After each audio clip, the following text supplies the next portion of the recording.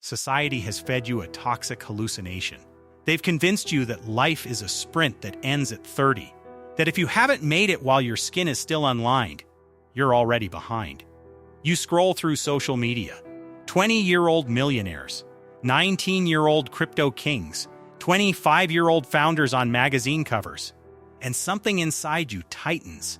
A quiet, crushing despair. A whisper that says, "You're late. You missed the train." What nobody tells you is this.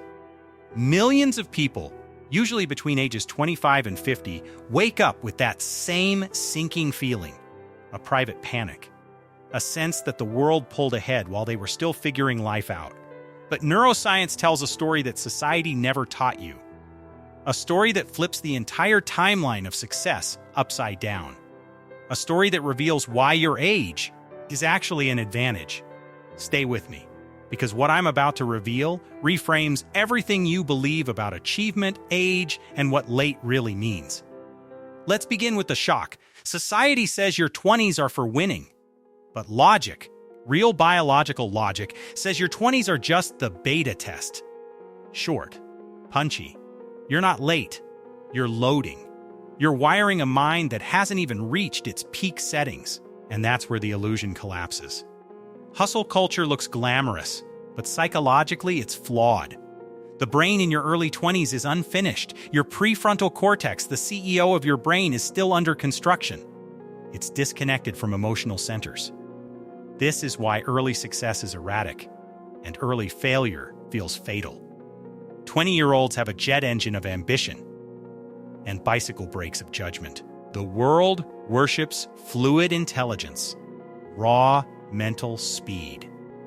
But speed without direction is just a fast way to hit a wall. Here is the logic, simple, yet ignored by almost everyone. A late start is not a delay. It is structural maturation. You aren't starting slow. You're starting when the engine is tuned, when the brakes work, when your judgment has finally caught up with your ambition. Early success is momentum. Late success is mastery. Neuroscience reveals something extraordinary. Fluid intelligence, fast thinking, peaks early. But crystallized intelligence, insight, strategy, wisdom, rises through your 30s, 40s, and beyond. Your brain becomes less chaotic, more grounded, more precise. The prefrontal cortex hits maximum maturity between ages 28-45, the sweet spot for discipline, planning, and long-term execution. This isn't motivational fluff. This is neurobiology.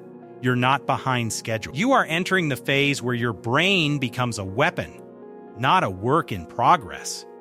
Young hustlers sprint blindly. Late bloomers walk with accuracy. A grounded step beats a reckless sprint every time. And here's where it gets deeper. Your brain increases myelin, the insulation that speeds up neural signals, well into your 40s and 50s. The young brain fires quickly but glitchily. The mature brain fires with fiber optic precision. You don't just move fast, you move correctly. You don't just react, you architect. Let's talk pain. Because if you're starting late, you've lived some. You've failed. You've restarted. You've watched things collapse. You've survived situations a 25-year-old hasn't even imagined. Psychology calls this cognitive resilience, the ability to stay calm, analyze clearly, and regulate emotion under pressure. Failure didn't break you. It trained you. Early achievers fear failure because they haven't met it yet. Their ego is fragile. Their identity is untested. You've been through fire enough times to know that setbacks aren't death sentences. They're recalibrations. Your scars are data. They make your decisions cleaner, quieter, smarter. By the time you're 30, 35, 40, 50, you've collected something priceless. Real-world data. Not theories, experiences, people, jobs, mistakes, responsibilities, dead ends, reinventions, hard-earned skills. Your brain merges all of that into something young achievers don't possess. Cross-domain synthesis. The ability to connect dots across all the lives you've lived. Your past isn't baggage. It's ammunition. Neuroplasticity, the brain's ability to adapt, doesn't fade with age. It refines. Late achievers have something unstoppable: a mature brain, armed with a lifetime of input. Let's talk about the psychology behind Ray Kroc. He didn't sell his first hamburger until age 52. He wasn't a prodigy. He wasn't a genius. He was a tired salesman. But here's the logic people miss. Kroc's late success wasn't luck. It was pattern recognition. Decades of observing businesses sharpened his crystallized intelligence. He could spot inefficiencies instantly. He didn't guess. He calculated. Same with Vera Wang, who entered fashion at 40. Samuel L. Jackson, who broke through at 46. Colonel Sanders, who was rejected 1,000 times in his 60s. These aren't inspirational stories.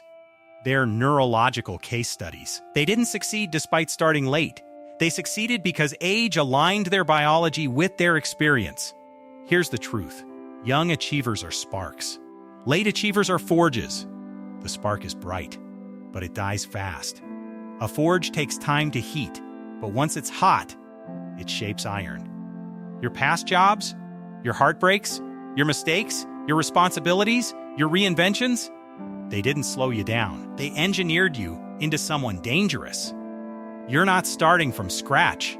You're starting from leverage. It's time to kill the myth. You are not old. You are optimized. You aren't behind. You're aligned. The pressure you feel right now isn't the weight of being late. It's the weight of potential. Finally finding structural stability. The logic is final. It is better to build a castle at 40 than a shack at 20. You're not starting late. You're starting stronger. And if you finally understand why your timeline is your greatest advantage, subscribe. Join the logic. Your story doesn't begin when society says it should. It begins the moment you stop chasing someone else's sprint and start playing the game. With the biological, psychological, and experiential power only late bloomers ever receive. Your future isn't late. It's right on schedule.